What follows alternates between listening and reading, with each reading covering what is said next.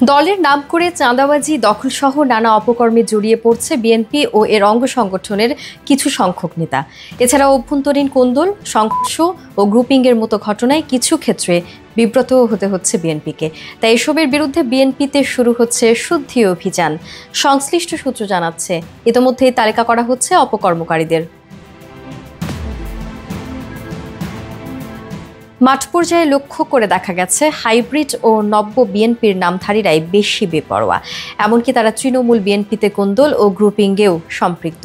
ফলে কয়েকটি জেলায় রক্তক্ষয়ী সংঘর্ষ পর্যন্ত হয়েছে।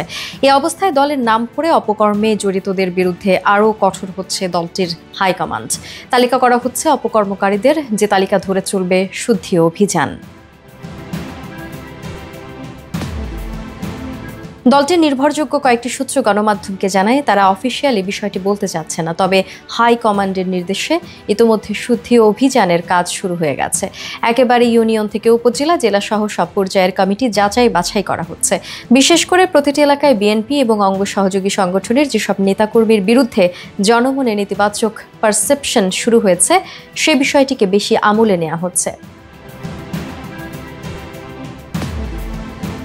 যারা বিএনপির সুনাম নষ্ট করবে এবং দলের জন্য এখন বোঝা হয়ে দাঁড়াবে, তাদের ছেঁটে ফেলতে এতটুকু দ্বিধা করবে না হাইকমান্ড। কেন্দ্রীয় যুগ্ম মহাসচিব শহীদ উদ্দিন চৌধুরী অ্যানি বলেন, দল এবং দেশের স্বার্থে বিএনপি যা যা করার তাই করবে। সেক্ষেত্রে যারা দলের ইমেজ নষ্ট করবে, তাদের চিহ্নিত করে ব্যবস্থা নিতে মোটেই পিছপা হবে না বিএনপি। ধরে নিতে পারেন, এ বিষয়ে কাজ চলছে। বিএনপির ভারপ্রাপ্ত চেয়ারম্যান তারেক রহমান দেশের মানুষকে আশা ও বিশ্বাসের জায়গায় নিয়ে গেছে বলেও উল্লেখ করেন অ্যানি। বলেন, নেতৃত্বের ও রাজনীতির গুণগত পরিবর্তন হয়েছে। সুতরাং যারা না বুঝে অথবা জেনে শুনেও অপকর্মের সঙ্গে লিপ্ত হবেন, তাদের বিরুদ্ধে সাংগঠনিক ব্যবস্থা নেওয়া হচ্ছে, সামনেও হবে।